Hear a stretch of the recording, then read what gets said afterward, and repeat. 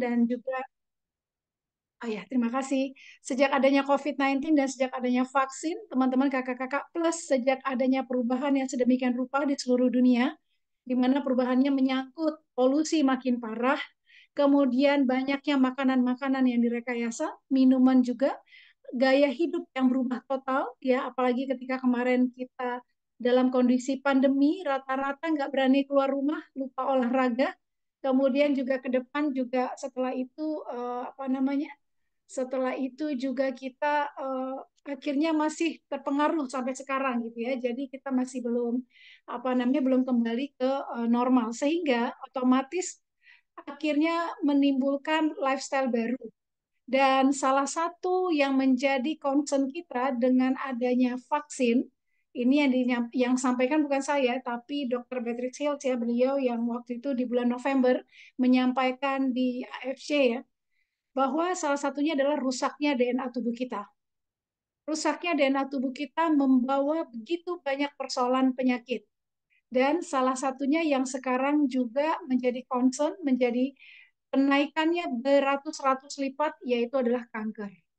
Ya, yaitu adalah kanker yang mana kankernya kadang-kadang juga bukan hanya bisa didetek dari awal, tapi ada yang tiba-tiba.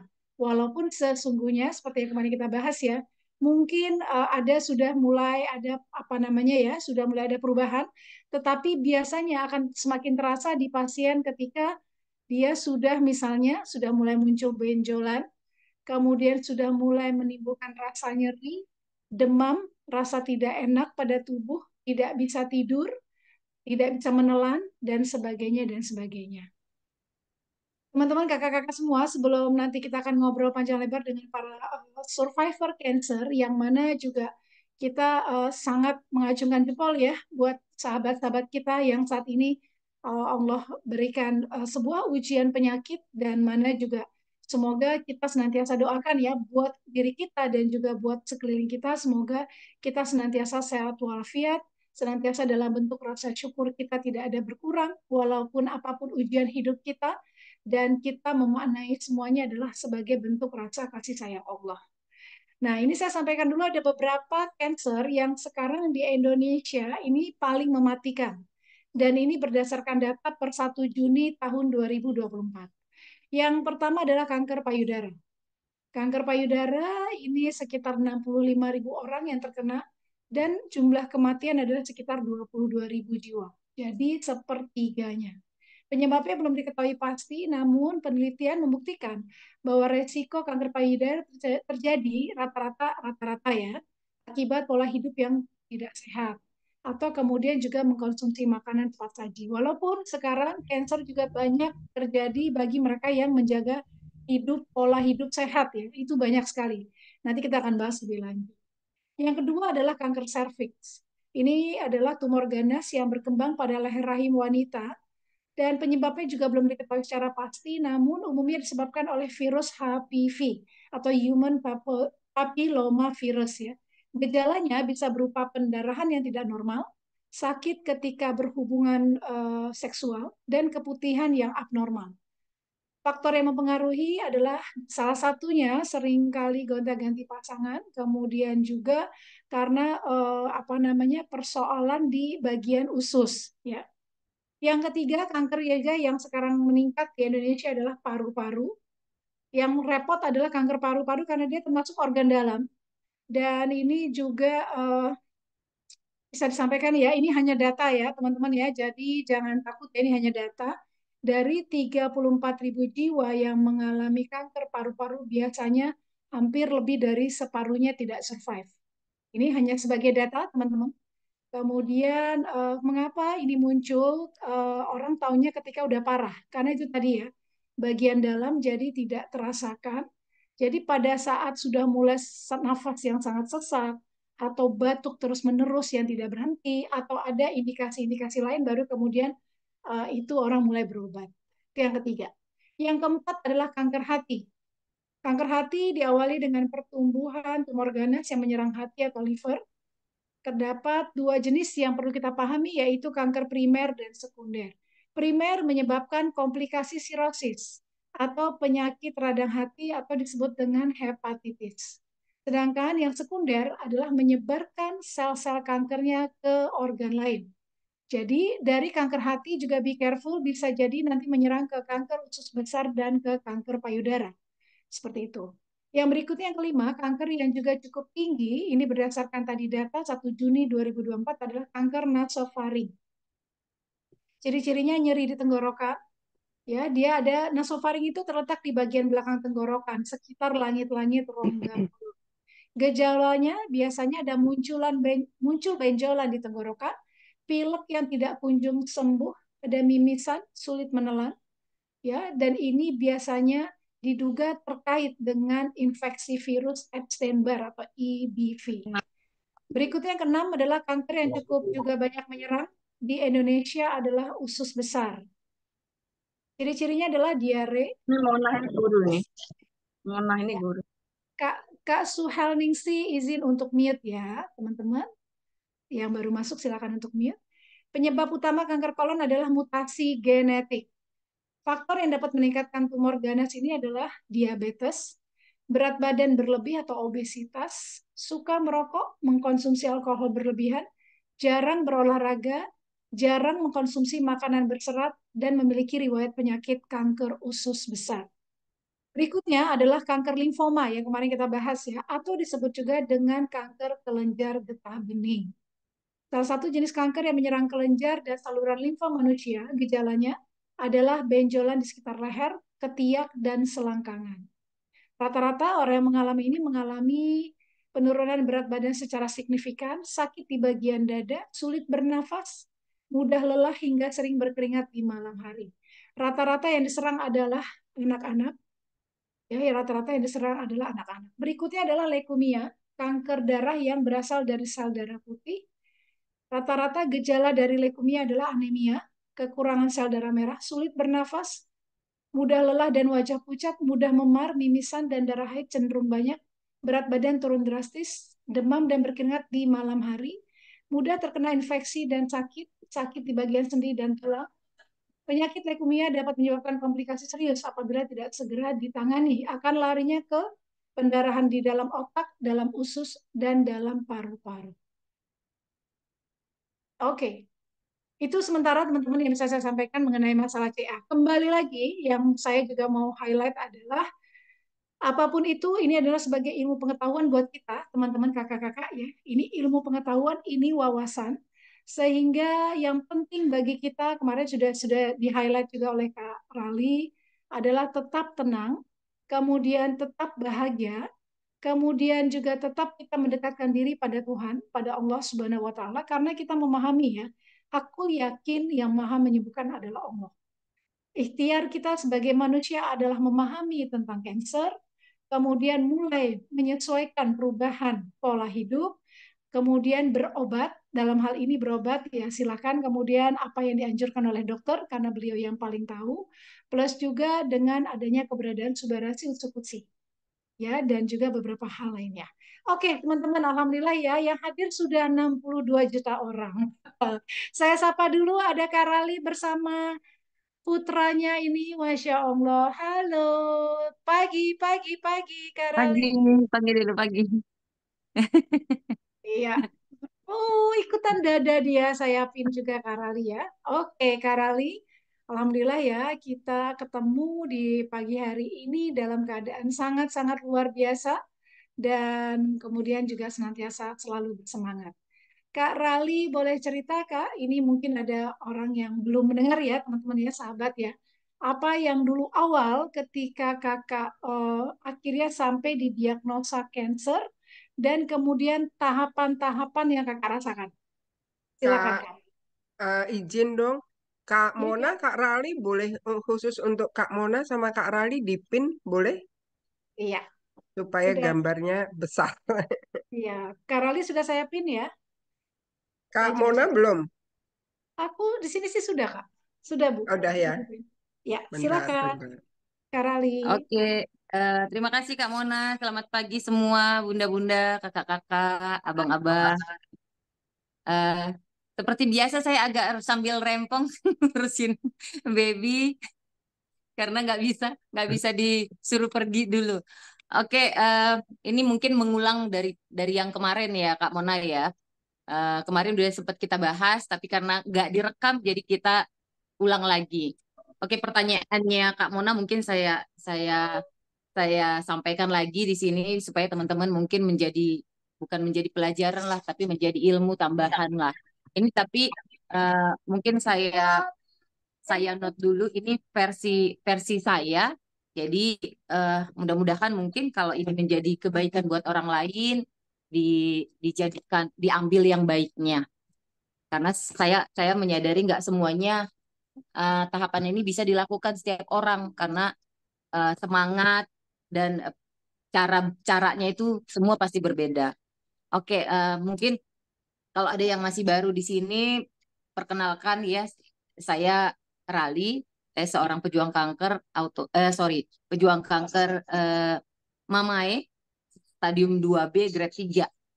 Nah, tapi saya juga seorang pejuang autoimun RA, jadi rheumatoid arthritis, radang persendian. Jadi memang dua-dua ini tuh cukup serius ya, penyakit ini cukup serius.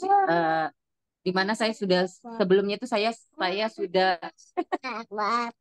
sebelumnya itu saya sudah 10 tahun kurang lebih sebagai pejuang autoimun. Nah, jadi Bunda nggak apa-apa ya saya begini ya. Aman dong, aman. Lanjut. Nah, oke. Nah, gimana saya mau mau survive, mau berjuang di kanker kemarin? Yang nggak mudah ya. Namanya seorang pejuang kanker divonis kanker itu mau stadium berapapun nggak depresi, nggak mungkin nggak nangis, nggak mungkin nggak shock. Mau stadium berapa, mau stadium awal, mau stadium akhir, semua sama menurut saya. Nah, tapi apa yang menjadi kekuatan saya? Kurang lebih seminggu itu saya depresi berat ya, sama suami sama-sama nangis, sama-sama ya kayak saya menyalahkan diri saya sendiri gitu ya, merasa bahwa kok bisa saya ya, padahal saya melakukan pola hidup sehat ya, cukup cukup eh, nggak nggak yang secara rutin banget, tapi menurut saya itu cukuplah dibandingkan orang-orang yang eh, nggak menjaga makanannya gitu ya, yang masih berolahraga pun itu masih jarang gitu. Nah, apa yang membuat saya kuat? Apa yang membuat saya mau berjuang dengan saya? Nah, yang membuat saya berjuang itu anak. Ini yang saya pegang ini, ya. Saat itu tuh dia masih kecil sekali. Masih umur 9 bulan kurang lebih. Gitu ya. Jadi, saya berpikir itu pada saat itu tuh ngelihat dia tidur, itu saya nangis. Nangisnya itu karena wow, anak ini kecil banget harus saya tinggalin. Gitu ya. Saya berpikir bahwa kasihan banget ini anak gitu. Kasihan banget ini anak harus saya tinggalin, masih kecil banget. Mungkin kalau kakak-kakaknya oke lah, udah gede, ya udah pada saat itu udah cukup lah saya bilang umurnya. Sementara yang ini masih kecil, yang harus saya kasih ASI, saat itu masih harus dikasih ASI. Saya nangis di situ Kak Mona. Saya berpikir begini, eh orang tua itu banyak banget, bukan saya aja. Bilang sayang sama anak, pengen ngegedein, takut ketika divonis satu penyakit, gimana anak saya masih kecil, gimana saya harus ngurusnya. Kita nangis. Kalau udah bicara bicara anak, seorang ibu itu bicara anak itu pasti nangis. Tapi saat itu saya berpikir gini, satu minggu itu di saat saya habis berdoa, saya baru kepikiran di hati saya itu kayak kayak ada panggilan. Dalam hatinya begini, kalau saya sayang sama anak saya, satu-satunya cara yang harus saya lakukan itu adalah sembuh. Ya, kalau misalnya saya sembuh, itu bentuk saya bisa menunjukkan kasih sayang sama anak saya. Tapi kalau saya sakit, gimana saya bisa berjuang? Gimana saya bisa membesarkan mereka kalau saya sakit? Nggak mungkin. Yang ada saya makin makin ngedrop, makin sulit, dan ya mungkin makin cepat gitu ya. Justru makin cepat saya untuk meninggalin mereka. Nah, yang membuat saya semangat, saya harus memperjuangkan untuk saya sembuh, untuk saya sehat, supaya anak-anak ini bisa saya rawat, saya besarkan. Itu. Terlepas Tuhan mau kasih saya kesempatan berapa lama, ya itu rahasia Tuhan. Intinya saya mau berjuang aja dulu. Nah, jadi itu yang membuat saya semangat. Jadi di saat saya mau ada rasa keinginan itu, baru saya sampaikan ke suami saya, yuk kita balik ke dokter lagi yuk, gitu. Yuk kita balik ke dokter lagi, saya mau lanjutin pengobatannya. Nah, disitulah saya melanjutkan pengobatan saya Ya, untuk eh, oke. Oke, Kak, oke. ya. Kak Rali izin bertanya, pada saat awal ketika sampai kemudian dokter mengatakan ini adalah CA, apa yang kakak rasakan dan kemudian perubahan apa yang terjadi pada saat kemudian di awal-awal sampai kemudian perjalanan kakak proses penyembuhan? Oke. Nah, waktu waktu Bu saya divonis CA itu tuh eh, pastinya shock ya, Kak. Shock. Nah, nangis lah pastinya. Saya nangis lah, depresi langsung beneran. Langsung kayak Sorry, tiba-tiba sorry Kak, tapi sebelum itu nggak ada sama sekali gejala-gejala. ada, Kak Mona. Jadi pertama itu saya merasakan nyeri. Saya nggak nyadar kalau ada benjolan karena memang lagi menyusui ini kan. Jadi ke distract lah gitu ya sama benjolan itu, menganggap bahwa itu ya benjolan ASI lah gitu kan namanya kalau kita lagi menyusui keras gitu ya Kak Mona. Jadi saya pikir ya udah nggak apa, mungkin itu ASI aja yang nggak keluar gitu, nggak ini. Tapi saya ngerasanya cuma 2 hari doang Kak Mon, nggak yang lama gitu. Nah saya karena ketika saya merasa bahwa kok ada benjolan gitu ya, tapi berawal dari nyeri, bukan benjolan dulu yang saya rasain gitu. Nyeri dulu baru saya nyadar kalau ada benjolan, baru ada benjolan. Nah, di situ itu saya bawa ke dokter. Saya pikir ini saya harus periksa karena 2 hari itu dua hari itu nyeri nyeri terus Kak Mon, gitu kayak cenut-cenut kayak ketusuk jarum lah gitu. Nggak sakit banget, nggak sampai kayak pingsan sih gitu. Bisa, cuman ya itu tadi ya saya bersyukur sama Tuhan. Saya dikasih peka gitu ya ketika saya merasakan itu saya langsung gerak cepat gitu. Karena menurut saya itu nyerinya sudah berulang dan itu selama 2 hari, entah kenapa juga ya nggak ngerti lah, mungkin kalau saya nggak gercep mungkin lebih parah lagi gitu, tapi karena saya merasa oh ada sesuatu nih kok sakit gitu ya, kok sakit walaupun sakitnya sebenarnya masih bisa ditoleransi lah gitu. Nah saya langsung cek, terus tahapannya pun bukan langsung cancer di situ, harus biopsi jarum USG dulu, biopsi jarum dulu, open biopsi gitu sampai divonis kanker itu. Nah gitu, jadi divonis kanker itu saya shock berat karena perasaan saya tuh itu benjolan ASI aja, harusnya itu diangkat cuman benjolan ASI, tiba-tiba divonis kayak cuma 2 hari udah kanker aja stadium 2 pula gitu ya, dan saat itu belum tahu metastatis gitu, tapi menurut saya stadium 2B itu dengan 2 hari saya ngerasakan sakit itu menurut saya juga shock, kok udah tiba-tiba aja langsung segitu gitu ya. Nah, nah di situ itu saya merasa, waduh kayak kayak nggak percaya, kayak gimana. Tapi memang jujur nih Kak Mon, kalau kita sudah divonis begitu, padahal yang tadinya itu cuma nyeri seperti itu aja ya. Tapi bagi saya tuh langsung eh apa ya berpengaruh sama tubuh, karena kita stres, tubuh langsung sakit semuanya, gitu. Kebawa ya. Jadi sebenarnya cancer itu tuh nggak ada gejala kayak Bu Ben kemarin bilang ya. Persis, Kak Carmila juga nggak ada, kita nggak ngerasain gejala apa-apa. Gejala itu kan ketika sudah terjadi inflamasi peradangan baru kita merasakan. Berarti kalau sudah terjadi rasa nyeri atau sesuatu lah gitu ya dari gejala kita itu, berarti itu sudah tidak baik-baik saja sebenarnya. Justru ketika kita sudah menyadari walaupun kita belum ada gejala yang nyeri dan lain-lain, kalau udah ada pertumbuhan, coba langsung dicek ke dokter sih. Itu menurut saya Kak Mon. Ya, walaupun itu merupakan sebuah ini ya pasti akan terjadi pertentangan dalam hidup ya. Karena saya punya teman juga Kak, sampai dia membiarkan lebih kurang setengah tahun. Ada benjolan, ada mulai nyeri, tapi khawatir, takut terjadi tadi diagnosa yang menyeramkan tadi. Kak Rali, sejak proses ketika dicek, kemudian sampai kemudian keluar, itu yang biopsi-biopsi itu text time berapa lama Kak? Nah, itu saya juga cukup gercep ya Kak Mon. Jadi memang benar-benar saya fokus gitu. Nggak tahu Kak Mon. Sebenarnya gini, kalau kita bicara takut, nggak mungkin saya nggak takut. Pasti saya takut lah. Ya, namanya sama satu penyakit. Tapi itu saya kayak berpikir begini, saya pengen pengen lebih cepat aja. Kalaupun saya udah bersiap sebenarnya, kalaupun ini halnya yang terburuk, yang nggak sesuai dengan harapan saya, paling nggak saya lebih cepat gitu, lebih cepat. Ya saya yakinin dalam pengobatan kalau kita makin cepat, kita udah maksudnya lebih lebih singkat juga pengobatan kita gitu ya, lebih mudah juga kita untuk berjuangnya gitu ya. Nah, Jadi waktu saya biopsi USG itu 2 hari kemudian saya udah biopsi. Ya karena dirujuk langsung saya menyesuaikan jadwal dokter. Makan, Terus makan.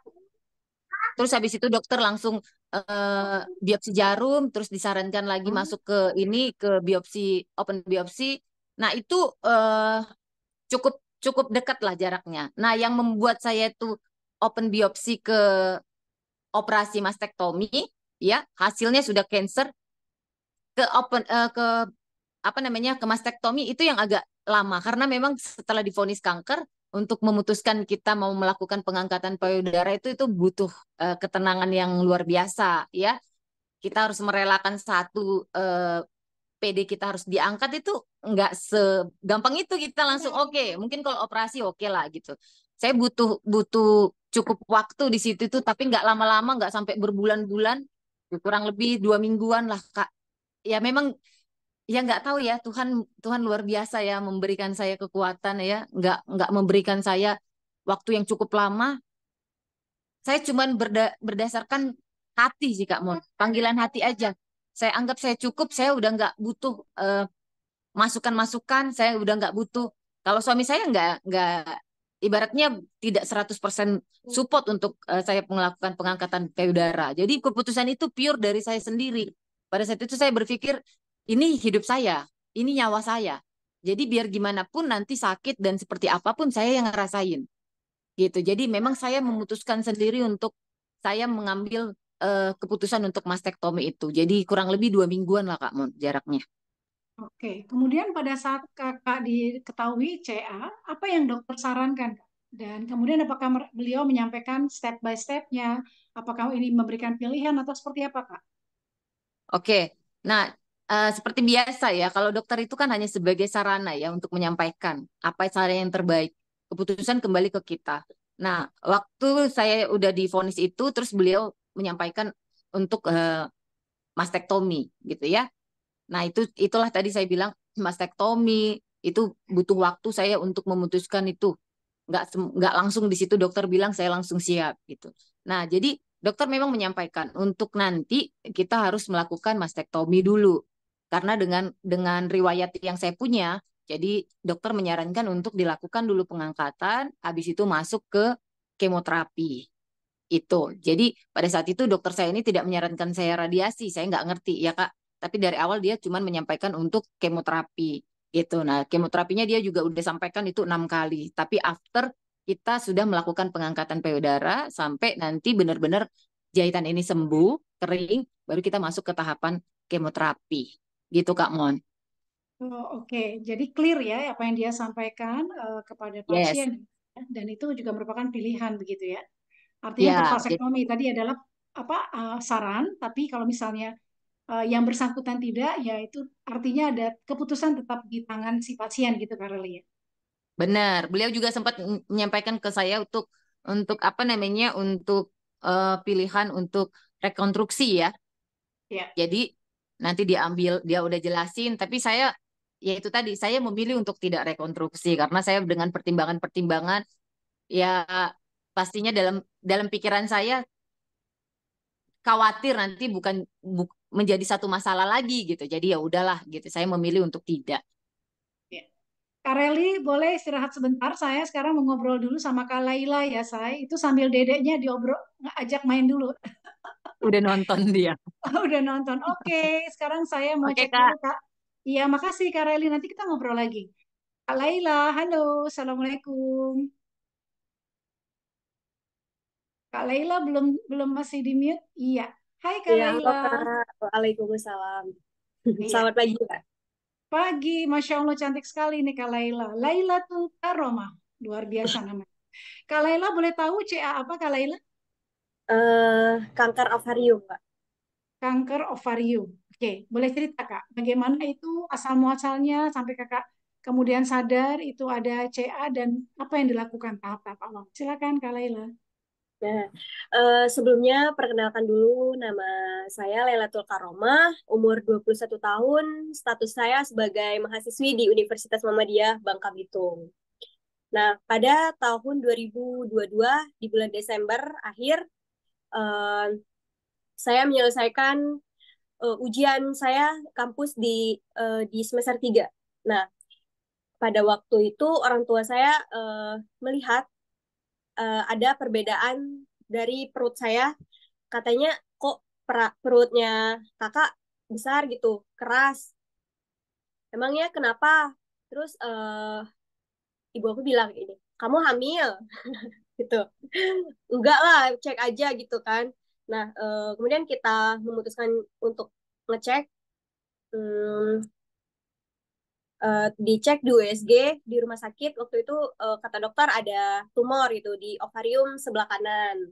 Nah, baru sadarlah kita gejala-gejala yang Laila rasain gitu kan. Setelah setelah mengetahui kalau di ovarium kanan Laila itu ada tumor. Nah, baru sadarlah kalau sebelum-sebelumnya Laila itu kalau makan sedikit cepat kenyang, perut Laila ini kok agak membesar, tapi namanya anak muda gitu kan, nggak tahu kalau sakit-sakit gini, dikiranya sakit biasa gitu kan. Minum dikit kenyang gitu, lari-lari dikit kenyang gitu kan. Pokoknya kalau jalan-jalan jauh itu udah cepat capek gitu, ngos-ngosan. Kayak nafas itu nggak kayak normal kayak biasanya lagi tuh. Kemudian eh, waktu diputuskan dokter itu, didiagnosis dokter itu punya tumor di ovarium, kata dokter itu operasi. Operasi eh, diangkat tumor, diangkat ovarium sebelah kanannya Leila waktu itu. Nah, seminggu setelah hasil operasi itu keluar, PA-nya menunjukkan tumor ganas, berarti kanker. Kankernya itu waktu itu sudah stadium 3B kalau nggak salah. Gitu. Nah, keluarlah hasil PA-nya tadi, kemudian dokter bilang kayak gini ke orang tua Laila, katanya Laila ini mau di kemoterapi gitu, tapi dirujuk ke ada 2 pilihan rumah sakit, katanya rumah sakit Palembang sama di Jakarta. Nah, waktu itu orang tua Laila ini kan orang yang awam banget kan terhadap kemoterapi, apalagi banyak orang yang bilang kalau kemoterapi itu efeknya mematikan gitu, bisa botak loh gitu. Nah, pada saat itu Laila dan keluarga Laila enggak memutuskan untuk kemoterapi. Untuk waktu itu kita berobat herbal gitu, kayak ada minum ramuan-ramuan gitu entah berapa bulan. Nah, setelah beberapa bulan tersebut, Laila perutnya besar kembali. Setelah operasi tadi beberapa bulan minum ramuan tadi, besar kembali perut Laila. Nah, kemudian orang tua Laila ini memutuskan untuk berobat herbal lagi di Jakarta gitu. Nah, di berobat herbal di Jakarta itu sama aja dikasih ramuan-ramuan pahit ya itu, kayak dikasih tanaman-tanaman pahit gitu. Nah, waktu itu ketemunya sama AFC juga di sana. Di herbal tersebut kita disarankan juga untuk konsumsi utsu kusi sama SOP. Kita nggak tahu waktu itu utsu sama SOP itu apa gitu. Ya udah beli aja, yang penting ikhtiar dulu gitu kan. Nah, pulang dari Jakarta, Laila drop gitu, 2 malam di rumah gitu. Pas pulang dari Jakarta Laila drop.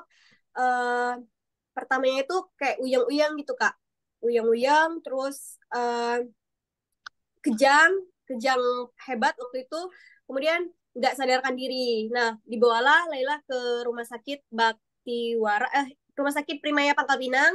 Kemudian di apa namanya, itu dibawa ke ICU. Nah, Laila itu nggak sadarkan Kak diri Laila, sekitar 2 hari. sebentar, Hah? sebentar Kak Laila, sebentar. Pelan-pelan. Jadi ini kita runutkan ya. Pada saat mulai muncul benjolan dan sebagainya, kemudian kakak berobat ke dokter, kemudian keluarlah hasil tumor Mm, ganas. mm. Kemudian diangkat yang ovarium sebelah kanan. Kanan ya. Oke, setelah itu dilakukan kemo. Enggak, kan tadi kan orang tua Laila memutuskan untuk berobat herbal tadi, Oh, Kak. baiklah. Nah, itu berapa lama jaraknya setelah pengangkatan sampai kemudian Kak Laila berobat-berobat secara herbal itu sampai kemudian semakin parah itu berapa lama jaraknya? Kurang lebih Kak Laila. eh Sekitar 5 bulan. lima5 bulan. bulan dan perut Laila tadi membesar kembali, Kak. Oke, pada saat itu dokter ada memberikan obat setelah operasi. Kalau setelah operasi obat anti nyeri kan paling Oh dikasih iya, gitu. sifatnya hanya yang obat anti nyeri ya. Nah, iya, bukan obat Siap. yang berhubungan Oke, kan. sampai kemudian 5 bulan kemudian makin parah. Sampai tadi kakak tadi sampai harus dilarikan ke ICU, gitu ya kak? Waktu itu pulang dari Jakarta, Kak. Pulang dari Jakarta berobat herbal juga kan. Nah, 2 malam di rumah waktu itu kejang tadi kan. Nah, dilarikan ke ICU. Nah, 2 hari waktu itu Laila nggak sadarkan diri, koma. Nah, Laila itu di ICU-nya 11 hari, Kak. Nah, setelah 11 hari dirawat di ICU, Laila ini dokter memutuskan menyarankan itu untuk kemoterapi. Sama sama kayak dokter-dokter sebelumnya tadi eh, di eh, disarankan untuk memilih 2 pilihan di rumah sakit tadi, di rumah sakit Palembang sama di Jakarta. Nah, kemudian orang tua Laila memutuskan untuk kemoterapi dan melanjutkan pengobatan di rumah sakit Muhammad Hussein Palembang. Nah, waktu itu Laila berangkatnya pakai pesawat didampingi sama dokter dokter umum sama perawat. Oksigen tetap pakai di pesawatnya, kemudian infus tetap. Kemudian Laila sampai di Rumah Sakit Muhammad Hussein, masuk ruangan waktu itu uh, sampai itu sore kan. Nah, malam itu masih di IGD kan, karena emang antrinya luar biasa kalau Rumah Sakit Muhammad Hussein di Palembang itu. Nah, besoknya malam itu baru kita ini masuk ke ruangan. Besoknya itu pagi-paginya itu Laila disuruh tuh katanya pasang selang paru ya, Dek. Kok pasang selang paru? Iya, katanya kata dokternya itu kanker AD itu udah metastase ke paru sama ke otak gitu katanya. Itulah yang membuat Laila itu kejang katanya kan. Udah nyebar gitu karena di paru-paru sebelah kiri Laila itu udah tenggelam gitu, tinggal kecil ya ini paru-paru Laila itu udah stadium 4 karena banyak banget cairan waktu itu kan. Nah, setelah operasi operasi pertama pasang selang paru itu kira-kira itu perharinya bisa 1 liter cairannya. Nah, setelah itu sampailah ke empat empat kali pasang lepas selang paru, Laila kemo, kemo waktu itu, kemo pertama pada bulan Agustus tahun 2023. Nah, kemo pertama itu Laila mulai konsumsi ini tuh Utsukushi sama SOP Subarasinya gitu. Nah, waktu sebulan apa namanya konsumsi itu Laila belum merasa apa-apa gitu. Nah, kamu konsumsi Utsukushi sama SOP itu rasa ada nggak yang berubah gitu? Dan nggak ada gitu kan? Kok itu Ibu Laila tadi yang tahu kan perubahan Laila, perbedaannya sama sama ini sama yang apa namanya? Yang sebelum-sebelumnya gitu. Kata kata Ibu Laila, ya udah nanti setelah kemo pertama ini kan udah habis nih. Udah 1 bulan konsumsi itu. Nah, mau lanjut ke kemo kedua, Ibu Lela ini mau nyari lagi UTSU sama SOP-nya. Kebetulan waktu di Jakarta kita nggak member itunya, Ya. AFC-nya. Jadi, Oke, Kak waktu Laila, pelan-pelan hmm, sayang. Oke, ini ini kalau anak muda kayak begini nih. Oke, Kak Laila, kalau boleh tahu waktu kakak, jadi bisa dikatakan sejak jarak diketahui ini adalah CA, kemudian sampai operasi, sampai kemudian pertama kali kakak konsumsi Subarasi Utsukushi adalah jaraknya lebih kurang sekitar 6 bulan 7 bulan, betul kah? Karena tadi Desember diketahui, terus kakak tadi kakak katakan kemo di bulan Agustus, begitu. Yang mana itu sudah mulai penyebaran ke beberapa tempat, yaitu paru dan juga tadi di bagian apa tadi ya, ada lagi gitu ya. Nah, boleh tahu kak waktu itu kakak konsumsinya selama 1 bulan itu berapa Subarasi, berapa Utsukushi per hari? waktu itu 1 pasang 1 hari. Satu pasang 1 hari, baik. Kemudian 1 bulan tidak ada perubahan dirasakan sampai kemudian masuk kemo kedua. Masuk kemo kedua, Ibu Laila itu cari katanya siapa nih yang jual Utsukushi sama SOP Subarasi di Bangka gitu kan, pasang di status. Nah, kebetulan Acu ini perantaranya lewat temennya yang temenan sama ACDC ini. Nah, waktu itu kita beli di ACDC itu 1 paket lagi. Nah, disarankan oleh ACDC tadi konsumsinya itu 2 pasang 1 hari. Nah, waktu itu Laila konsumsi 2 pasang 1 hari. Nah, pas kemo kedua itu, Laila mulai ngerasa, kok Laila ini, Ibu Laila itu yang sadar gitu, kok Laila ini efek kemonya itu kan kayak mengerikan gitu kan. Eh, Laila ini mual tetap ada, muntah itu ada, tapi minim gitu Kak. Beda sama pasien-pasien yang lain. Kalau pasien yang lain misalkan efeknya itu jangka panjang gitu kan Kak, nggak mau makan. Nah kalau Laila itu ngunyah terus di ruang kemo ngunyah gitu kan. Kok sampai-sampai pasien sama perawat di ruang kemo itu kok Laila ini makan terus itu karena Laila tadi niatnya mau sehat gitu kan Kak. Makannya emang benar-benar nafsu gitu.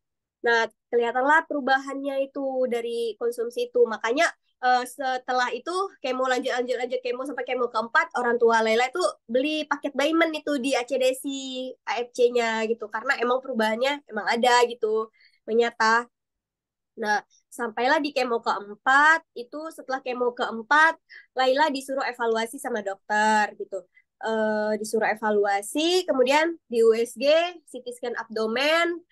Nah, hasil CT scan abdomen itu dokter mengatakan katanya ada massa di usus, massa kecil di usus. Mau dioperasi nggak kata dokternya? Maulah, itu orang ikut aja apa kata dokter, yang penting mau sehat gitu. Nah, operasilah waktu itu kita pulang dulu ke Bangka waktu itu sekitar 2 minggu entah 3 minggu di Bangka. Kita mau ini memikirkan dulu operasi kan sebelum nunggu jadwal operasinya itu 3 minggu di Bangka. Nah, balik lagi ke Muhammad Hussein tadi kita operasi. Waktu itu Laila operasi kedua belah perut.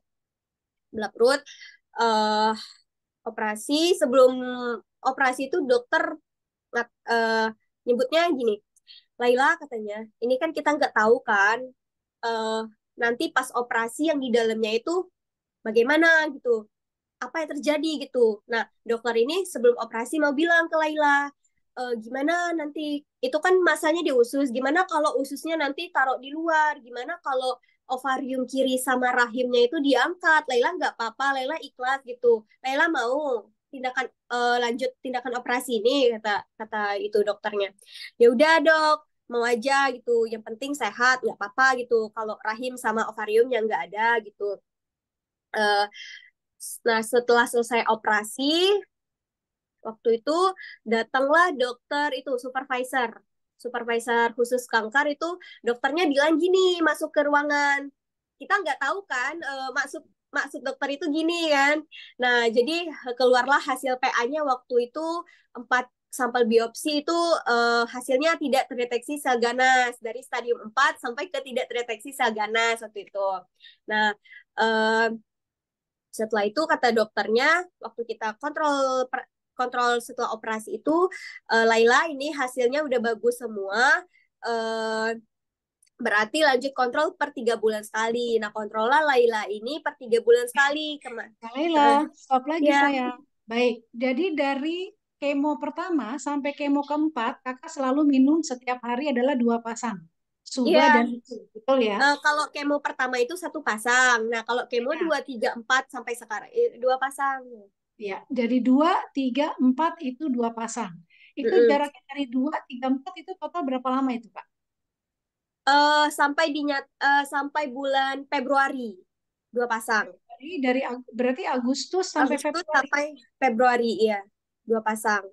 Agustus, September, Oktober, November, Desember, Januari, Februari, 6 bulan ya. Ya, Sampai kemudian ditemukanlah tadi ada massa di dalam usus, betul ya? ya Dan setelah kemo keempat. setelah kemo keempat tersebut, oke. Meanwhile, sementara itu, Kak Laila, ketika awal sudah diketahui pada saat bulan Desember, diketahui itu ada CA, apakah ada perubahan di pola makannya kakak? Di pola di pola keseharian? Enggak, Kak. Tetap makannya tetap dijaga gitu. Tetap makan makan makanan yang sehat gitu. Tetap makanan sehat, oke. Sampai kemudian ketika waktu dari kemo 1 sampai kemo keempat juga terus dijaga makanan sehat ya? Ya, ini Kak, yang hasil operasi Laila yang kedua tadi, yang bulan Desember itu ternyata masanya itu udah hangus Kak di dalam ususnya. Oh, baik. Bukan masa yang besar gitu. Udah Ya, hangus, udah hitam gitu Kak. ya. Tapi kalau yang di apa tadi kanker ovarium kakak ya?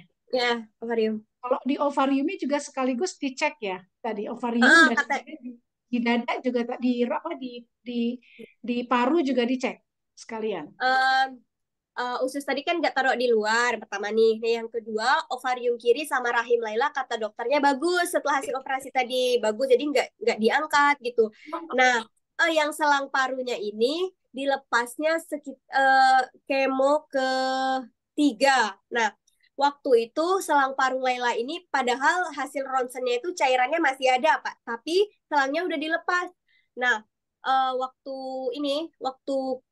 operasi lagi ini kan dicek lagi nih sama dokter, kok hasil cairannya itu tiba-tiba hilang. Itu aneh kan? Padahal hasil ronsen waktu kemo ketiga itu masih banyak loh cairannya itu. Kok apa selangnya dilepas gitu. Gimana kalau cairannya nanti tambah banyak gitu. Nah, waktu operasi juga, waktu hasil CT scan-nya, kan di CT scan tuh yang sebelum operasi kan, CT scan abdomen, itu cairan di parunya tuh udah nggak ada lagi gitu. Kak. Masya Allah. Alhamdulillah ya. Oke, Kak Laila, sebagai seorang gadis remaja nih ya, yang aktivitasnya banyak gitu ya, boleh kira-kira kakak mulai ketika kakak diketahui, oh ini ada ovarium persoalan.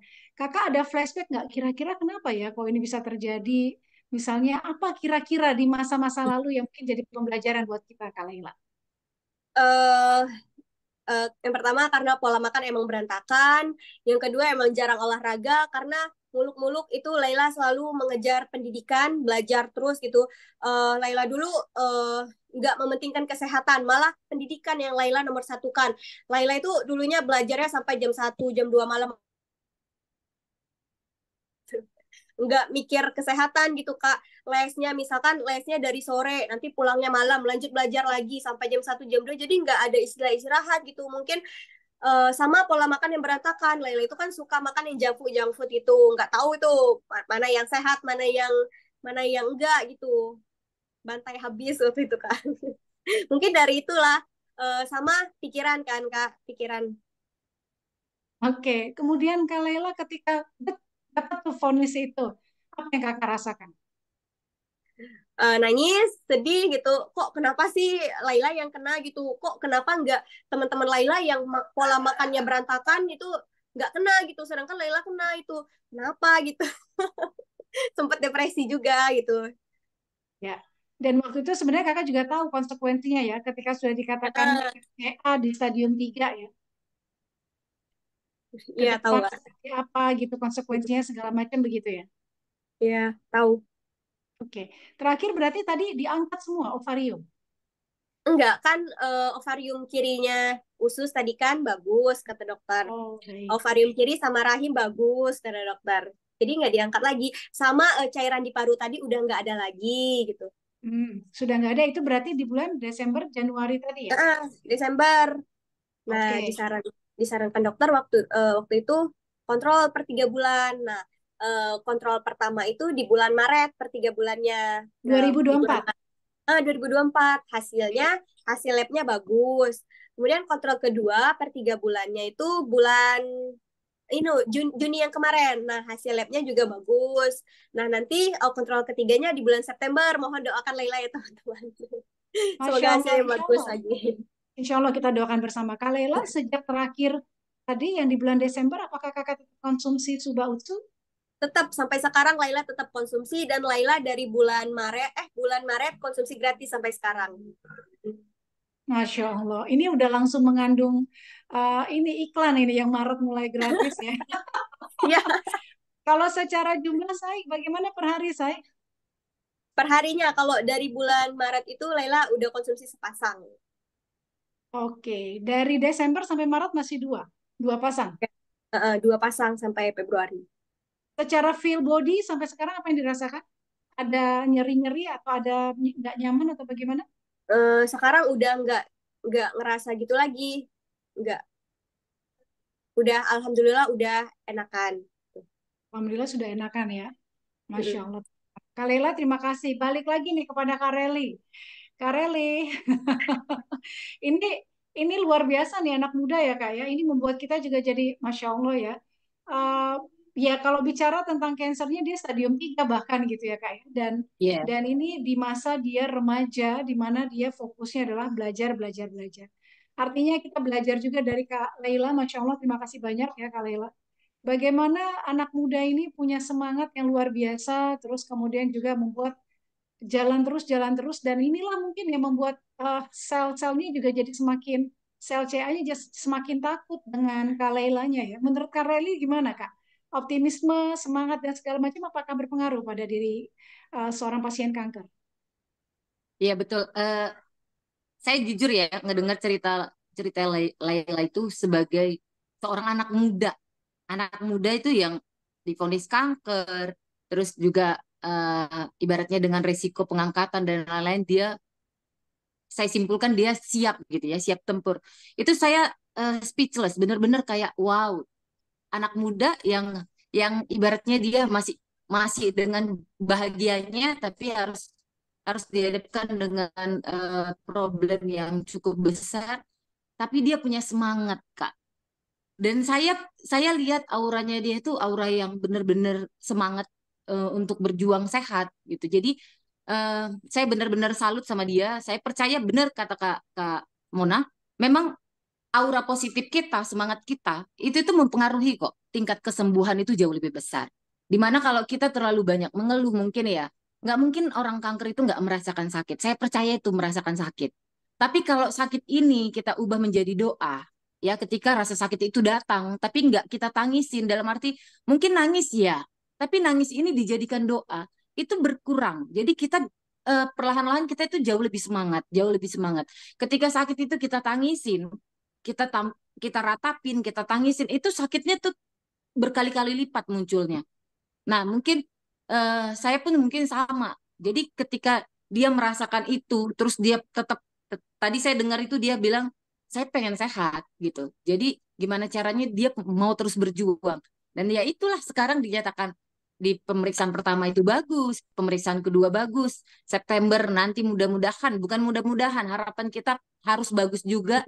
Nanti sama Laila sama saya juga, nanti bulan September saya eh, cek yang keempat, mohon doanya juga buat saya dinyatakan bersih lagi untuk yang keempat ya, saya udah yang ketiga kali gitu. Jadi saling mendoakan, mudah-mudahan pejuang-pejuang kanker ini kita menjadi contoh buat teman-teman di luar sana yang masih dalam tanda kutip bilang takut, takut, takut, takut. Ketakutan itu tuh nggak bisa kita kita besarkan karena kita masih punya keberanian yang lebih besar daripada rasa takut itu. Mungkin gitu Kak Mon. Masya Allah, luar biasa. Kak Reli, sedikit lagi, tambahan lagi. Jadi ketika kakak tadi ditemukan dapat dua, di stadium 2, ya, terus kemudian kakak memutuskan untuk fighting, pengangkatan, dan seterusnya kemo, itu kakak penggunaan Suba itu dimulai kapan dan biasanya pada saat treatment itu berapa lama, Kak? Ini sebagai gambaran buat kita. Oke, nah kalau saya pribadi memang cukup banyak ya Kak Mon ya, karena waktu kemo pertama itu saya luar biasa, itu ya saya rasanya udah kayak mau metong waktu kemo pertama itu ngedrop abis-abisan gitu ya. Jadi saya sama bapak saya itu sampai pernah di awal-awal kemo pertama khususnya itu saya dikasih 12 saset sehari. Karena memang nggak ada makanan apapun yang bisa masuk. Kalau saya itu bisa memilih ada makanan yang mahal tapi bisa masuk, tetap saya beli. Masalahnya nggak ada gitu. Nyium aja pun saya udah nggak mampu, udah nggak sanggup gitu. 12 Nah, itu jadi berapa usus, sayang? Berapa usus, sama berapa? bapak saya dipasangkan sama Kak. Oh, Jadi baik. 6 pasang, 6. ya, Oke. 6 pasang. Karena bapak saya itu dulu almarhum bapak saya tuh nggak ngeh. Jadi yang penting dicampur-campur aja sama dia. Saya pun kalau mau dia tanya, dia takut saya marah karena orang lagi sakit itu diajak ngobrol itu malesnya minta ampun. Nah gitu. Nah jadi itu yang saya gunakan sampai saya kemo ke 6 selesai. Di kemo kedua udah mulai turun karena saya merasakan ya itu tadi sama kayak Laila. Saya merasakan di kemo kedua itu efeknya luar biasa sama saya. Masih mual tapi muntahnya itu eh, lebih lebih jarang dibandingkan yang waktu kemo pertama muntah terus padahal nggak ada yang dimuntahin. Nah di kemo kedua saya mulai dikurangin sama bapak saya 10 sehari gitu sampai berkurang berkurang ke 6 ke 4. Nah sekarang saya konsumsinya itu 3 ke 4 sehari. Yang kombinasinya, Kak? Kombinasinya saya sekarang itu suba yang lebih saya gedein dibandingkan utsu. Waktu kemo utsu yang lebih saya gedein. Utsu yang lebih dibesarkan dan jumlah tadi sekitar berkurang ya, 10, 8, 6. Betul. Komposisi lebih banyak utsu gitu ya, Karen? Utsu. Sekarang kan butuh regenerasi ya Kak, karena Ya. mantan kemo terus radiasi. Jadi saya butuh sekarang itu perbaikan selnya. Jadi regenerasi sel lebih banyak saya ke Subah sekarang. Baik, siap. Kareli juga kan sekarang sering tuh ya, dia apa namanya kuliah di TikTok, buat-buat jus segala macam. Boleh dong Kak kasih tahu sama kita Kak. Pertama, untuk makanan yang sebaiknya jangan, walaupun tadi Kakak bilang ya, ini pertentangan banget orang-orang cancer selalu nanya makan makan, tapi paling tidak untuk menjaga kita semua supaya lebih sehat, apa yang harus down-nya, apa yang harus do-nya. Silakan Kareli. Oke. Nah, mungkin catatan ini buat karena ini kita kita rekam juga ya. Jadi catatan buat teman-teman yang ketika mendampingin pejuang kemo, please kalau untuk saat kemo nggak usah dipantang-pantangin deh, gitu ya. Karena apa? Orang kemo bisa makan aja udah syukur. Kecuali dia bisa makan karena 20% dari pejuang kemo itu masih bisa makan lah. 20%-nya, 10 sampai 20%. 80%-nya rata-rata hilang rasa, tidak ada nafsu makan. Jadi ketika kita pantang-pantangin, kasihan dia. Ya, saya nganggap itu diri saya. Jadi kasihan. Ketika dia pengen nafsu makan apa, terus kita pantangin nggak boleh. Terus dia dapat energi dari mana? Kekuatan kita di kemo itu adalah ketika kita dapat asupan, gitu kan Kak. Nah, please kalau untuk saat kemo nggak usah dipantang-pantangin, nggak usah kita sok-sok mau ngajarin pola hidup sehat. Enggak, dia butuh makanan sebanyak-banyaknya. Tahu juga kalaupun dia makan itu belum tentu satu porsi dia habisin. Kasih aja saat kemo itu catatannya Kak. Nah, tapi after selesai kemoterapi, nah di sini kita mulai menjaga ya karena nafsu makan kita udah mulai stabil saat selesai kemoterapi kita udah mulai kembali lagi ke setelan awal. Nah, disinilah kita mulai menjaga dalam arti menjaga ini yang namanya makanan-makanan sakit bukan cuma sakit kanker apapun, mulai mengurangi yang namanya gula ya. Ya, kalaupun ada yang bilang saya masih belum mampu ya pelan-pelan. Namanya semua belajar. Belajar dulu mengurangi. Yang namanya makanan-makanan pengawet itu dikurangin. Nah, kalau orang bertanya sama saya, Kak masih makan nasi? Saya sampai sekarang itu masih makan nasi, Kak Mona. Gitu ya. Jadi saya masih makan nasi, tapi ya itu tadi jus Nasi masih putih. tetap Nasinya nasi nasi putih. putih, nasi porang, nasi merah Hmm. semaunya saya, Kak Mon. Jadi Oke. karena kan itu tadi saya bilang, saya dasarnya yang penting happy. Jadi Ya. jangan jangan sampai saya terbebanin gitu ya. Kalau saya udah beban otomatis saya stres jadinya. Tubuh saya juga stres. Jadi saya yang penting saya percaya orang-orang pejuang kanker di luar sana itu mereka tahu kapasitas mereka. Jadi tanpa kita ajarin pun sedetail mereka, itu mereka selama mereka mau untuk mereka pulih dan sehat, mereka udah tahu batasan-batasan mereka. Itu Kak Mon. Jadi eh, kalau teman-teman ya pejuang-pejuang kanker sekarang masih ngejus, ini saya kaitkan sama nutrisi. Pejuang-pejuang kanker ini yang ngejus setiap hari, saya percaya itu masih belum cukup sama sekali, masih belum belum benar-benar mencukupi kebutuhan karena apalagi kita pejuang kanker ini tuh kemoterapi, radiasi, banyak sekali ribuan sel-sel kita yang dirusak. Jadi Miliaran. miliaran ya, ribuan, dikit banget, miliaran yang rusak. Jadi ketika kita tambahin nutrisi itu bisa sangat membantu kita gitu. Jadi kalau cuma sekedar jus, bahkan yang nanyain saya di TikTok, Kak, udah minum minum jus makanan sehat, kenapa masih minum eh, nutrisi gitu ya? Padahal udah dinyatakan bersih. Ya karena saya menyadari banyaknya sel yang masih rusak yang butuh proses cukup lama untuk kita perbaikin gitu. Nah, jadi saya menambahkan itu dan saya membuktikan bahwa di tubuh saya juga ya diajak lomba lari juga oke lah gitu ya. Perubahannya setiap hari gitu Kak Mon. Itu sih lebih penting. Oke, luar biasa lomba lari ya. Maraton atau sprint nih? Aduh. Luar biasa, Kak Rali. Thank you. Oke, Kak Laila, boleh tahu apa sih Kak pembelajaran yang Kakak dapatkan di tengah ujian yang luar biasa ini? Pembelajaran yang Laila dapatkan itu yang pertama lebih dekat sama Tuhan, yang kedua bahwasannya kesehatan itu nomor satu daripada pendidikan. Percuma kalau kita punya pendidikan yang tinggi kalau kita sakit. Yang ketiga menjaga pola makan, nggak usah makan di luar lagi, nggak boleh makan di luar, tapi jarang-jarang gitu Kak. Nggak usah berantakan kayak masa lalu seperti itu. Kira itu Kak. Oke, boleh tahu Kak Laila cita-citanya apa saya? Cita-cita Laila dulu pengen jadi dosen. Pengen jadi dosen, makanya harus pinter ya.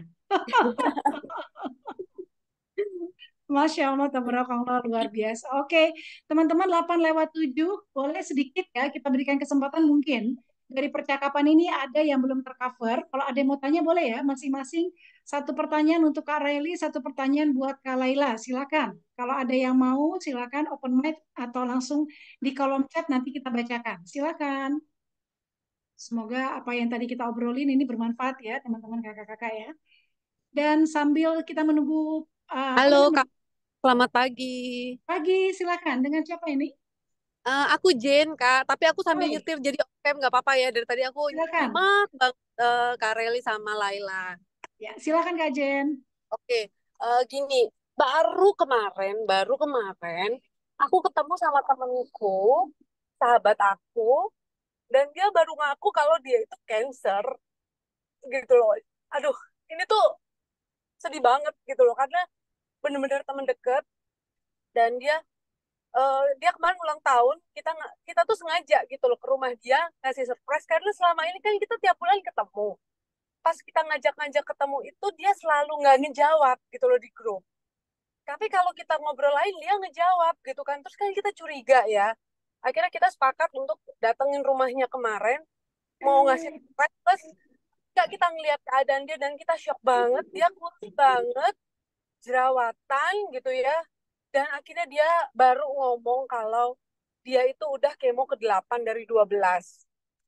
Gitu loh. Kan saya sebagai temennya tuh shock banget ya. Kita semua sih gitu loh.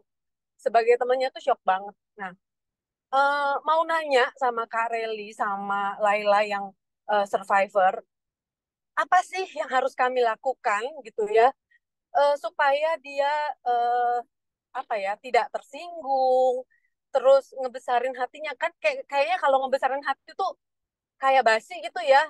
Tapi apa sih yang harus dilakukan oleh kami sahabat-sahabatnya buat dia gitu loh, karena dia itu sebenarnya orangnya realistis banget dan eh selama ini tuh kalau dia nggak pernah mau gitu loh kalau saya eh apa ya, tawarin dia Suba Utsu, tapi sebelum dia cancer ya gitu ya. Tapi kemarin juga waktu dia cerita, terus iya tapi dokter ngelarang saya buat, sebelum saya nggak ngomong apa-apa loh tentang Suba Utsu gitu, tapi dokter ngelarang saya untuk konsumsi alternatif itu kan, sepertinya dia sudah menjaga jarak supaya saya tidak ngomongin AFC gitu ya. Dan saya pun tidak mau untuk saat itu gitu loh, karena saya tahu kalau orang cancer pasti down banget dan nggak mau lah ditawarin ini itu gitu ya.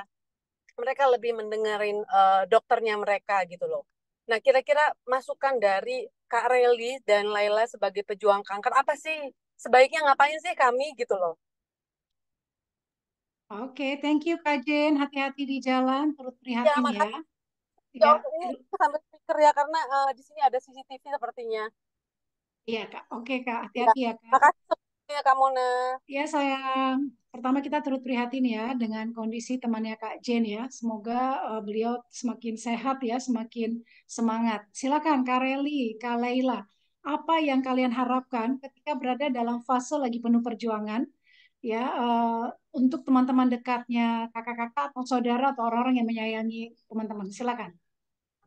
Oke, terima kasih Kak atas pertanyaannya. Ini flashback ke saya ya Kak Mon ya. Sebenarnya jujur ya, ini flashback juga nih. Ketika saya divonis kanker, saya seorang pekerja gitu ya, pekerja di salah satu instansi yang cukup gede lah ibaratnya gitu ya. Nah, eh, pasti kehadiran teman-teman itu kita butuh, nggak mungkin enggak ya. Dan saya kalau saya flashback ke kemarin itu saya jujur, ini saya cerita di sini aja, saya punya kekecewaan. Kekecewaan mungkin kalau kayak posisi kakak ini ya, mereka nggak tahu karena temannya nggak cerita. Kalau di posisi saya karena saya di kantor, teman-teman saya cerita.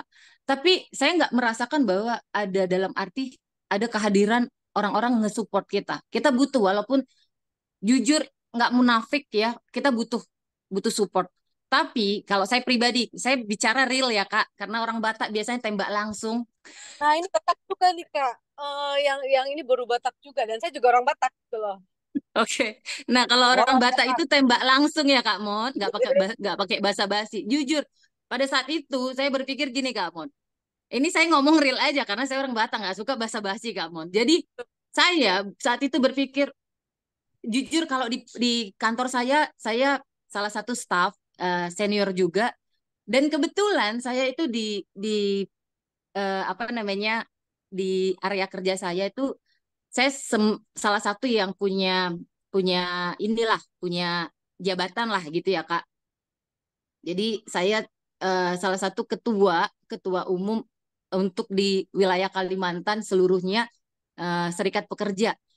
Nah, tadinya itu saya berharap begini Kak, ada perhatian gitu loh ya. Nggak munafik, saya butuh ada perhatian lebih lah, bukan hanya sekedar besuk dan lain-lain.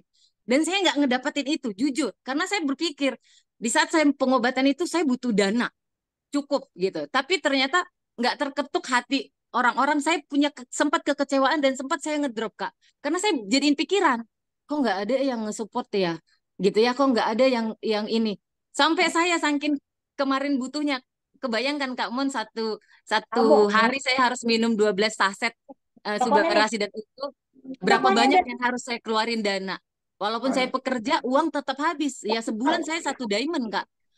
21 juta harus ngeluarin. Nggak munafik, saya butuh dana gitu ya saat itu. Jadi omong kosong kalau bilang support support support, saya lebih, bahkan saya nggak sosial media, saya close gitu, saya nggak posting supaya saya orang nggak tahu saya sakit, saya nggak butuh kesedihan. Kalau memang ada perhatian, yuk kamu kasih ke gua gitu doang. Jadi saat itu tuh, tapi nggak ada perhatian. Akhirnya saya close, saya sempat nangis. Orang tua saya bilang, udahlah ngapain diharapin. Suami saya bilang, ngapain ngarepin kalau memang orang nggak kebuka hatinya. Jadi saya saat itu nggak butuh jujur, nggak butuh besak besuk gitu. Saya butuh, lu kalau mau support gua, yuk sini gitu ya.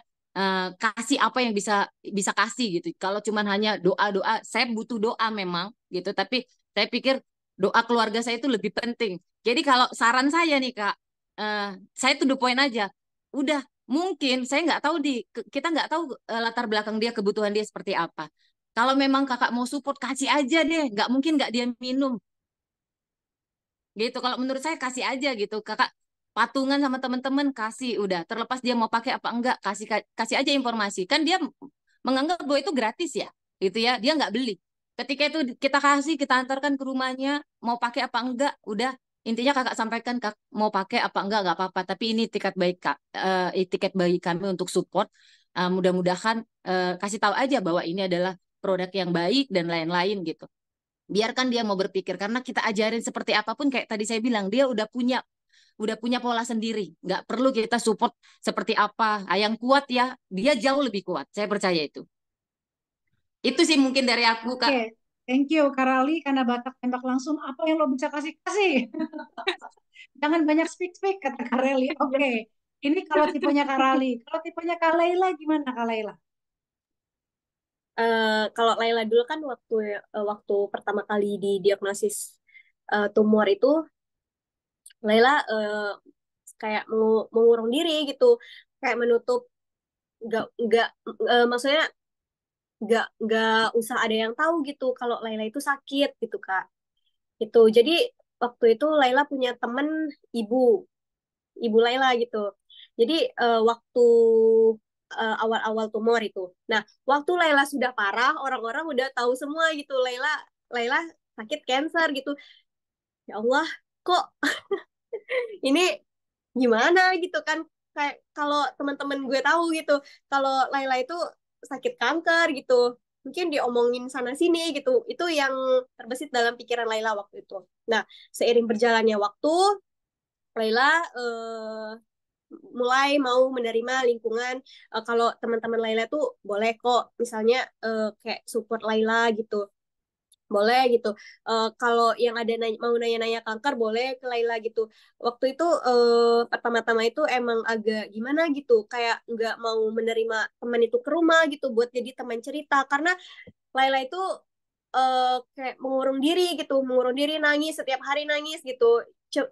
Temennya itu, temen Laila itu yang Laila percaya itu cuma ibu Laila gitu, nggak ada yang lain gitu kan. Nah, waktu drop kemarin barulah Laila bisa membuka hati, eh kalau teman-teman itu peduli loh sama Laila, bukan bukan bukan lingkungan muncul lingkungan yang negatif gitu. Maksudnya teman-teman Laila itu tadi memberikan afirmasi positif, ternyata yang Laila kira awalnya tadi memberikan afirmasi negatif kan seperti itu, karena emang agak drop di diagnosis di diagnosa kanker sama dokter itu seperti itu sih. Menurut Laila jangan terlalu dipaksa kalau orang lain menutup diri, karena ada masanya juga kan, mereka akan membuka diri, membuka hati seperti itu, membuka pikiran, bahwa afirmasi positif dari lingkungan yang luar-luar juga itu termasuk afirmasi yang bagus gitu terhadap diri kita sendiri gitu. Jangan terlalu mengurung diri. Mungkin ada waktunya nanti Kak temennya bisa membuka hati, membuka pikiran gitu. Seperti itu Kak menurut saya. Thank you Kak Laila, luar biasa. Semoga kebayang ya kajian ya dengan dua tipe manusia ini. Ya, nanti kajian bisa tahu yang mana lebih dekat tipenya ya. Temannya kajian ya, kajian yang paling tahu. Oke. Berikutnya ini alhamdulillah di Dokter Muhammad Islami. Tadi saya melihat di kolom chat ya. Mungkin Dokter Islami, teman-teman izin. Tapi kalau memang teman-teman ada yang pengen udah duluan, mau udahan, nggak apa-apa ya, silakan. Ini mumpung ada dokter nih. Mungkin Dokter Islami bisa untuk speak-speak dikit. Assalamualaikum warahmatullahi wabarakatuh, dokter.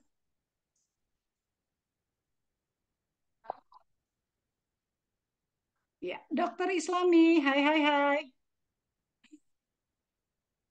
Ya, dokter bisa berbagi kah? Atau mungkin sambil OTW? Ini sambil sedikit aja, tambahan sedikit Mbak teman-teman. Mona, saya sedikit boleh Mbak Mona, Oh, siapa nih, Bu? Bu Kosma. Bu Kosma. Oke, silakan Bu Kosma. Terima kasih. Assalamualaikum warahmatullahi wabarakatuh ya. Saya sedikit Waalaikumsalam menambahkan warahmatullahi ya. wabarakatuh. Jadi tubuh manusia itu sebetulnya punya mekanisme kompensasi diri. Apapun yang terjadi pada manusia itu ada di dalam tubuh kita itu sudah ada mekanisme pertahanan. Jadi otomatis ya. Jadi kalau kita mengalami suatu masalah sakit misalnya, pertama kali ya kita itu denial itu kita menolak dulu dengan adanya kita didiagnosa ya tentang sakit, kita nolak dulu. Jadi dalam fase menolak itu kemudian muncul ya, udah menolak kita ya marah, kita marah, mulai masuk tahap 2 kita mulai marah, anger ya, kita marah, apakah salah saya kok saya dapat sakit itu marah namanya. Lalu pada fase ketiga setelah kita lalui marah ya, kita nggak keterusan seperti itu. Jadi maksud saya untuk kita dapat ke teman kita itu bagaimana caranya, maksud itu ya Mbak ya. Nah, jadi yang ketiga itu kita mulai bargaining. Bargaining itu tawar-menawar keadaan kondisi sakit kita. Mulai kita ya apa namanya, kita bagaimana kita minta kepada Tuhan. Artinya kan kita mulai tawar-menawar dengan sakit tadi. Artinya ada tahapan orang itu bisa menerima ketika dia sudah merasakan, oh saya ini harus begini. Masih tawar-menawar itu. Pada fase keempat baru dia ngevaluasi. Oh gitu ya, saya harus menerima kenyataan ini, saya harus berobat dan lain sebagainya. Walaupun tadi ada teman ya, kita harus menerima teman, nggak marah sama orang-orang gitu ya. Lalu baru kita masuk ke tahap kelima. Tahap kelima itu adaptation, jadi kita mulai beradaptasi. Nah, ini tadi seperti Mbak Rali itu sudah masuk fase adaptasi, jadi sudah menerima bagaimana dia cara mengatasi dirinya. Jadi itu tahapan-tahapan orang. Jadi kita bisa menganalisa ya teman saya misalnya sudah tahap mana dia ya, semua itu dia akan lalui, jadi sampai kepada dia bisa menerima kondisinya ya, siapapun dia nggak marah lagi gitu Mbak Mona dengan kondisi yang dialami oleh dia tadi. Jadi itu ada sebetulnya di dalam diri kita itu sudah ada yang namanya mekanisme kompensasi diri. Nah, dari mulai dia didiagnosa sampai dia bisa menerima fase adaptasi. Itu barangkali sedikit Bu Mana yang dari Terima saya. Terima kasih. kasih. Iya, Bu Assalamualaikum Kosma luar warahmatullahi biasa. wabarakatuh.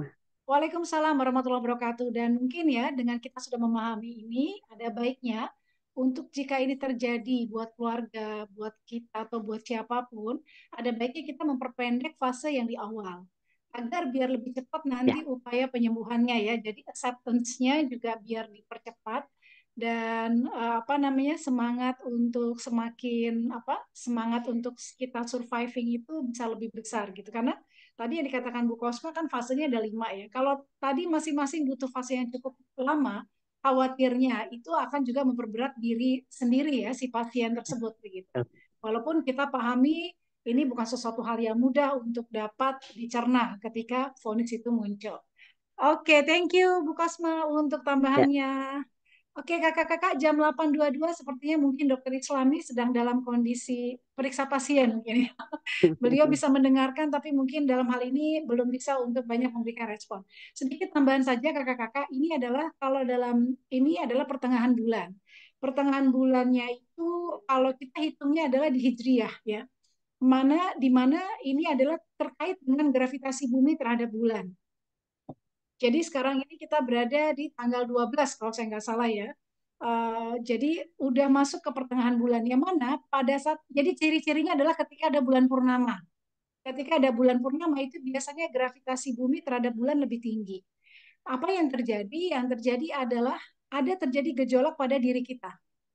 Jadi begitu tingginya tadi gravitasi bulan terhadap bumi menimbulkan gejolak pada tubuh kita, termasuk bisa jadi pada saat itu banyak perasaan-perasaan yang negatif gitu ya. Makanya mungkin teman-teman kakak-kakak ya kalau ingat zaman dulu ketika ada bulan purnama terus ada serigala. Oh, serigala apa sih? Bukan awo ya. Gitu ya. Salah saya. Nah, ketika serigala melolong itu bukan tanpa sebab, karena pada saat itu dia memang ada gejolak pada dirinya si serigala, yang salah satu adalah keinginan untuk kawin. Kalau kalau laki, kalau apa, kalau binatang begitu. Tapi yang mau saya sampaikan adalah kalau untuk kita manusia, maka ini kita be careful pada tanggal-tanggal tersebut. Ya, sampai nanti sisa 3-4 hari setelah bulan purnama selesai. Kenapa? Karena pada saat itu possibility misalnya orang terjadi stroke, termasuk juga untuk yang para pasien CA ini tadi malam, jadi yang saya kemarin cerita sama kakak-kakak ya, tadi malam dia bilang, Kak aku nggak bisa tidur, Kak begini, begini, begitu gitu. Ya saya tadi tenangkan, terus saya katakan, ya ini mungkin kesempatan buat kita semakin dekat sama Allah ya, karena dia bilang ya, dia sendiri mengatakan, akhirnya aku bangun aja, Kak, terus aku zikir deh, kata, Alhamdulillah gitu ya, jadi saya sudah mulai mencoba men-switching pikiran saya yang tadi di awal saya juga jadi ikut melongso, ya kalau nggak kita siapa lagi yang bantu untuk memberikan kenyamanan pada yang bersangkutan gitu ya, sehingga itu yang tadi saya katakan. So teman-teman, untuk kita semua ya, untuk yang di pertengahan bulan kita harus be careful, termasuk juga untuk yang ini rentan pas terjadi stroke. Untuk di bulan-bulan purnama itu rentan terjadi stroke, jadi kita jaga diri, kita terus banyak healing, banyak bersyukur, dan kembali lagi apapun ikhtiar kita itu tentu step pertama yang harus ini reminder buat diri kita sendiri. Step pertama yang perlu benar-benar kita yakini adalah kita yakin kuasa Allah, kuasa Tuhan adalah di atas segalanya. Dan kita accept apapun yang terjadi pada diri kita itu adalah sebagai bentuk kasih sayang Allah. Di satu sisi kita sambil juga introspeksi diri apa yang harus saya perbaiki, tapi di sisi lain tetap yang utama tiangnya kita taruh di depan dulu. Bahwa kita meyakini ini kuasa Tuhan dan kita meyakini Tuhan akan membantu kita melewati fase-fase yang tidak mudah dalam kehidupan. Mungkin itu teman-teman sebagai penutupnya. Terima kasih banyak yang telah hadir 80 orang. Special thanks to Kak Rali dan Kak Laila. Luar biasa, you are inspiring us ya, mudah-mudahan. Dan juga untuk pada kakak-kakak semua yang hadir di pagi hari ini, thank you ya. Terima kasih banyak, kita ketemu lagi berarti di hari Jumat. Sebagai penutup silakan saya kembalikan kepada petugas hari ini. Silakan, siapa nih? Ganbate? Silakan Kak. Terima kasih Kak Mona. Aduh, terima kasih banyak sekali ini ya. Udah membantu tim Gen Bate untuk menstruktur jalannya acara kita Zoom pagi ini yang sangat-sangat spesial di bulan ke-7 pelaksanaan FT ya Kak ya. Terima kasih juga buat Dek Laila, semangat selalu untuk Kak Reli juga. Semoga kita semua selalu sehat, terus menjadi penyebar kebaikan. Karena tidak tahu kita di mana kebaikan itu akan nyangkut. Untuk semuanya juga kita juga terima kasih udah konsisten, sudah mau bekerja sama sehingga berjalannya dengan lancar Zoom GVP ini tanpa ada yang harus pakai ini ya, matikan mic, matikan mic. Nah, sekarang konsisten dan sangat-sangat tertib hari ini. Mudah-mudahan kedepannya juga demikian. Jadi apa yang kita sharing-sharing oleh tim, kita bisa mendengarkan secara hikmat dan nanti akan ada fase tanya jawab gitu kan. Terima kasih. Ini doa, coba deh Kak Reli doa. Kita tutup dengan doa, kita ketemu lagi Jumat. Oke, kita berdoa ya ibu-ibu ya. Eh, Boleh dengan agama masing-masing saya mimpin untuk bantu doa. Mari kita bersatu di dalam doa. Terima kasih Tuhan atas segala kebaikan yang Tuhan berikan kepada kami. Terima kasih Tuhan atas segala kesehatan yang Engkau limpahkan besar kepada kami. Pagi ini kami sudah menyelesaikan tugas kami dalam acara Zoom hari ini. Begitu luar biasa Tuhan penyertaan-Mu atas kami. Begitu banyak ilmu yang dapat kami ambil untuk kami bagikan ke orang-orang lain. Kami percaya Tuhan, Engkau akan beserta kami. Kami percaya Tuhan, Engkau akan senantiasa melindungi kami. Dan kami juga percaya Tuhan, kami akan menjadi berkat buat orang-orang lain di luar sana. Menjadi kebaikan buat orang-orang di luar sana. Kami percaya Tuhan, bahwa apa yang kami lakukan ini belumlah serta-merta baik sekali. Tapi kami yakin Engkau akan mengarahkan kami untuk jauh lebih baik. Tuhan yang baik, kami ingin Tuhan, Engkau menguatkan kami dalam segala hal apapun. Kami punya semangat, tapi jika Engkau tidak memberikan kami kekuatan, maka kami tidak akan bisa melakukan itu.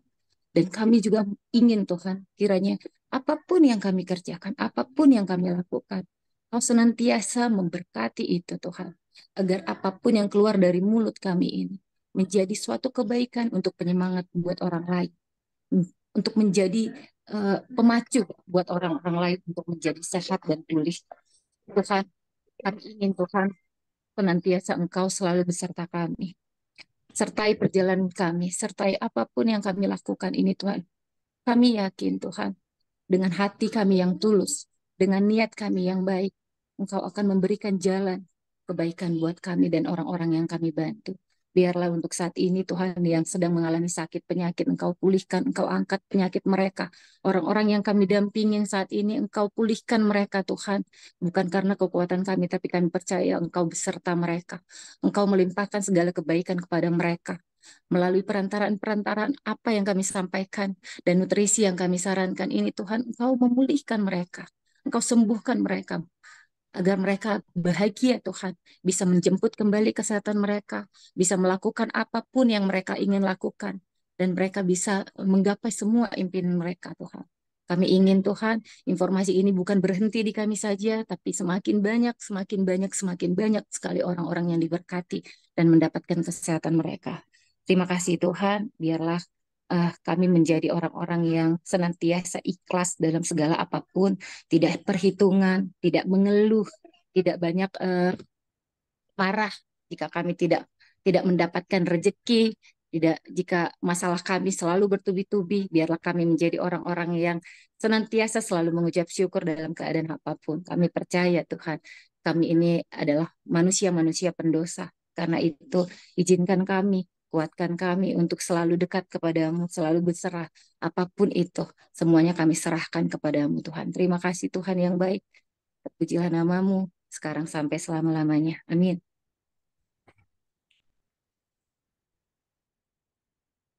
Terima kasih Kak Reli sudah membersamai kita dalam doa dan sharing-sharingnya. Terima kasih Delaila, terima kasih Kak Mona, terima kasih Kak Kosma, terima kasih teman-teman semua, Bu Ben, Kak Jurista, Kak Rumondan, Kak Glo, semuanya.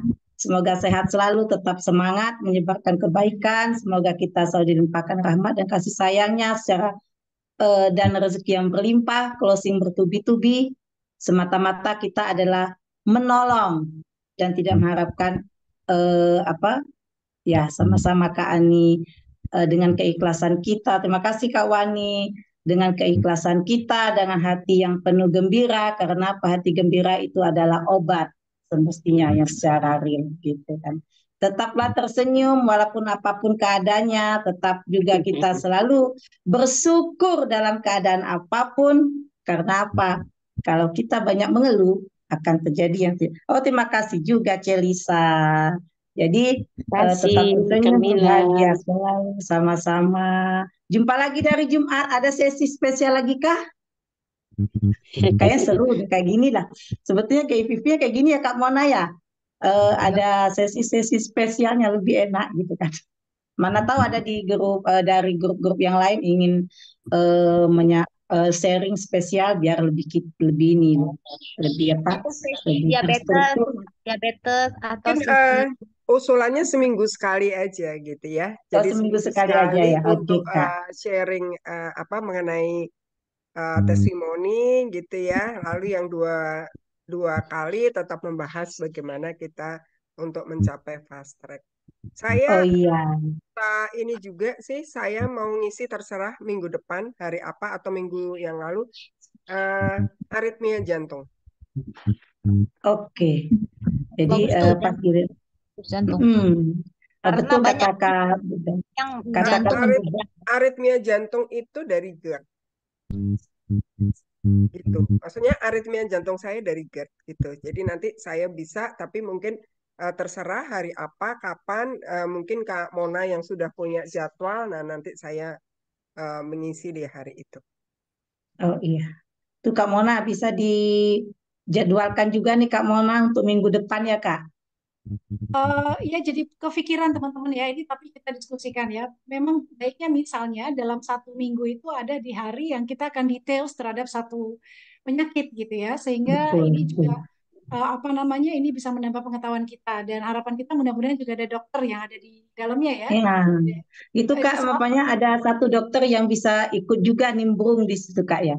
iya, kalau bisa ya. Ini tadi dokter Islami kan tadi sampaikan di chat next time gitu ya. Mungkin beliau sekarang sedang sibuk Iya. ya. Mudah-mudahan nanti kita Hmm. boleh kita bicarakan misalnya di hari Rabunya gitu ya. Jadi kita bisa untuk nanti lebih dalam lagi. Terima kasih Bu Ben tadi sudah meluangkan waktu dan kesediaan, Masya Allah. Silakan Kak Carmila kita Makasih tutup ya Bu yuk. Ben. Nanti kita jumpa lagi di sharing-sharing berikutnya. Terima kasih banyak Kak Kamila, Kak Mona, Bu Ben. Sama-sama. Terima kasih. Nggak Makasih apa-apa Kak ya Rani, lewat 34 Rally. menit. Luar biasa keren. Iya, Iya Kak Glo. santai. Makasih Kak Rally, Kak Mona. Terima kasih. Silakan live Selamat teman-teman. Terima Oke, kasih terima semuanya. kasih Terima ya. kasih. Ya, Bless you izin. all. Have a nice day. Ah.